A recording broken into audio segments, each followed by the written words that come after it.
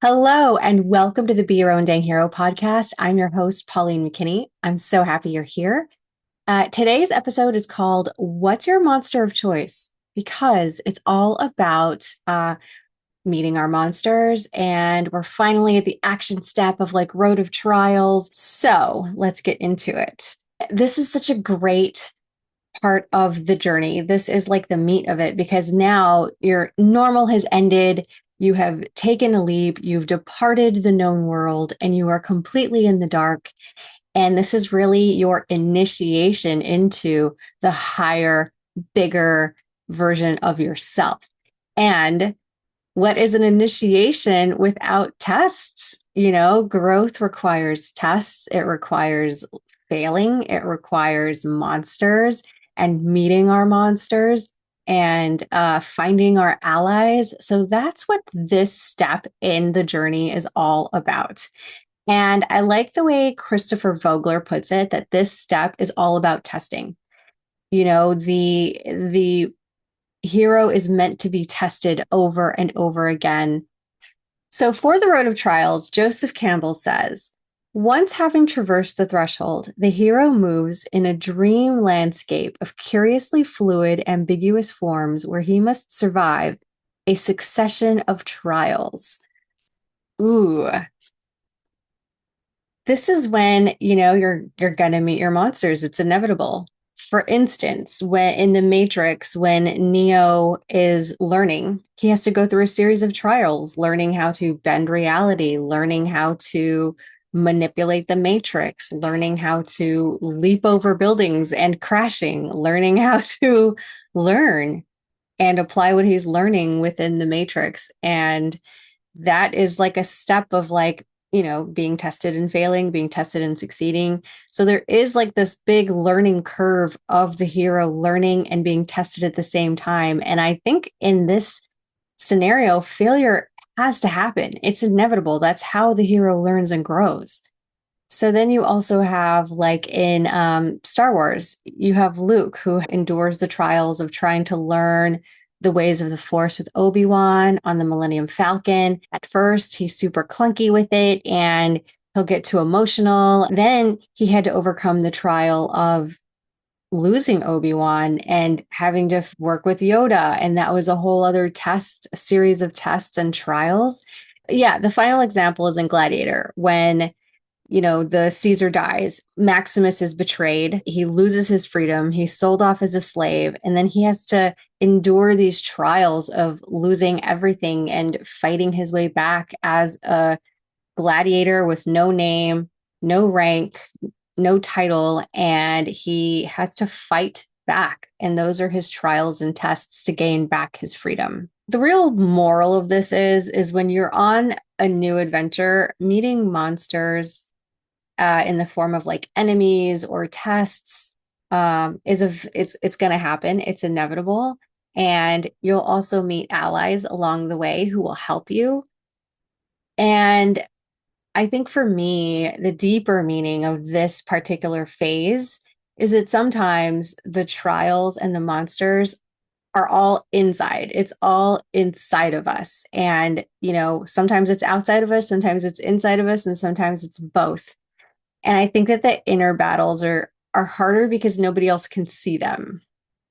For me, when I feel like I am being tested or I'm being asked or forced to do something that I'm really uncomfortable with, it really helps for me to reframe this as like a trial, as a step in the process of growing. I'm going to test myself. And if I fail, that's okay. As long as I'm learning and growing from it, that's the whole point. I reframe it as, what's the real monster that's alive inside of me that's causing me to not pass a test or to not pass a trial? Is there some fear that's like coming up inside, or is it just a matter of me prioritizing something?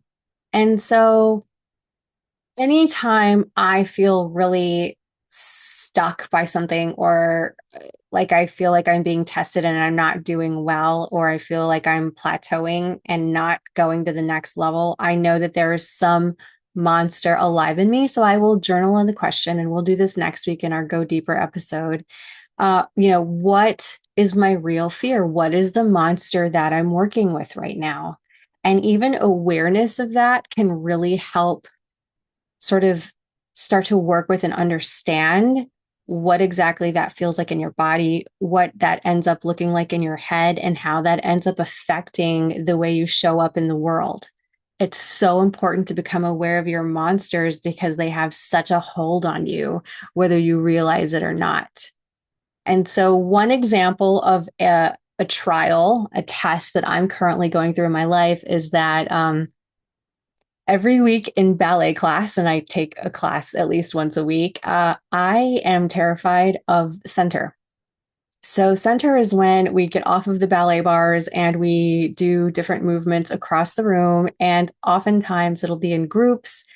And sometimes you even have to go alone. And I am terrified of that. I have fallen before and I just have like this real, uh, fear that washes over me. And what I've come to realize is that my real monster and my real fear about center is the fear of being seen. I am terrified of being seen. And so this shows its face every time. And over time, I've learned how to maybe do it despite feeling it because I've built the capacity to do that, but it's not like it doesn't show up. It still shows up, and sometimes that monster is alive and it's bigger than me, and I will skip center, and that's okay. And sometimes it's no problem, and I do it anyway, and I don't care. But I do know that that is a fear that's alive in me. And I do know that that's something that it's a test. It's a series of tests that I'm preparing to endure so that the next version of me is way less afraid of being seen. Whenever you start to feel frustrated by this, can you remember that growth requires this? It requires learning, it requires being tested, it requires pushing yourself and failing and getting back up. And these are all initiations into the next bigger version of yourself. This is the stuff that is forging the next version of you to be bigger and more badass than ever before, right? I think the keys here are really to take what doesn't work and learn from it so that you can keep growing, and to learn to see patterns in what's happening and make different choices. That's one way you can start to overcome your monsters. So if you are like me, afraid, you have one fear, can you see the patterns of when that fear surfaces bigger than other times? Can you start to become aware of what that feels like in your body to say, like, okay, this is really activated in me? When is it bigger? When is it smaller? What are some ways that I can experiment with to help grow my capacity to tolerate this fear so that I can keep growing? And now I'm going to get into tools. These are tools that I use to help me whenever I am knee deep in trials and tests and I need extra help or resources. Okay, the first tool is archetypes and myths. So, archetypes and myths are super powerful for helping you take a step back and realizing that it's not always personal and that these interactions or patterns between you and another person or between you and your life have been happening forever. That's why they're archetypes, because they're universal and they're timeless. And there are archetype decks. Carl Jung is really he's really the architect of these archetypes. He identified 12 different archetypes, and I can link to them in the resources section, and I'll link to an archetype deck that I love to work with.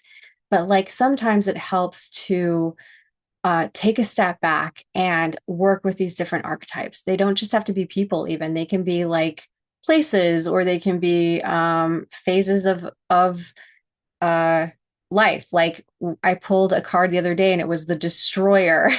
And there was a lot of stuff that was having to be destroyed, and I was playing the role of the destroyer with certain parts of my life, like destroying old patterns.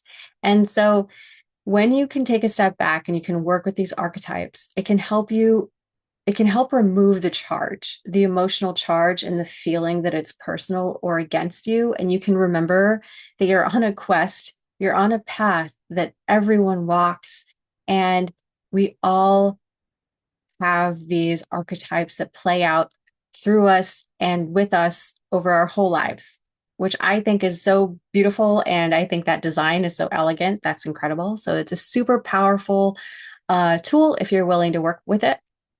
The second tool I use, and this is quite primitive, but that's okay. I learned about it in my Hero's Journey class with Carolyn Mace and Robert Holden. And it sounds, I don't know, it sounds kind of woo, but I don't care. I use it and it works a lot. It's admitting that you're lost. Uh, Sometimes, what Carolyn Mace said in the class was, what if your hero's journeys, our hero's journeys, are all designed divinely to make sure we get lost? Because it finally makes us put our ego away and accept divine help. And I love that idea that I know I have been on this road so many times where I think I know what to do and I think I know better and I fall on my face and I have to get on my knees and say, I'm so lost. Please help me. Please help me. And finally, it's in that moment of surrender that I am open to guidance, that I am open to receiving help, that I'm open to finding a new way. And so sometimes just saying out loud, I am lost, please help me, can be enough to move you forward. It will open up a new door. It will give you a new thought. It will change a perspective that maybe you've been needing, or it could even call in the help that you really need. Another tool is to ask for and accept help from others. On our journeys, we all meet allies. And some of us, especially if you're like me, hate asking for help. You like doing everything on your own. But in this journey, we are meant to grow into the bigger versions of ourselves. And sometimes we need help. Uh, that means relying on your allies, your Han Solos, or your Trinities and Morpheuses in your life to help you when you feel lost or stuck. They can give you feedback, they can give you guidance, they can help introduce you to someone or give you a resource that you didn't know could help you. So don't be afraid to ask and accept help, ask for and accept help. That's such an important part of this journey, is relying on your allies. And then finally, just being open to the idea that guidance can take a lot of different forms. This is the fluid, mystical realm where not everything is going to be like an email sent to you with specific guidance. It can show up in a lot of different ways, and maybe even just softening and opening up to that guidance can help you. And that could look like, just learning to listen to the songs that you hear or the conversations that come up, listening to the people in your life, seeing someone may unexpectedly come back into your life, or you may meet someone that is like that next key to get to your next step. It could be a song that comes on the radio or on your Spotify, book that is like shows up in your feed, or that someone lends to you or recommends it. That's how guidance can come. So I would say be open to that. And those are really the biggest tools that have helped me when I am just on this journey in general, but especially when I feel like I'm being tested and sometimes I feel like I'm not making progress.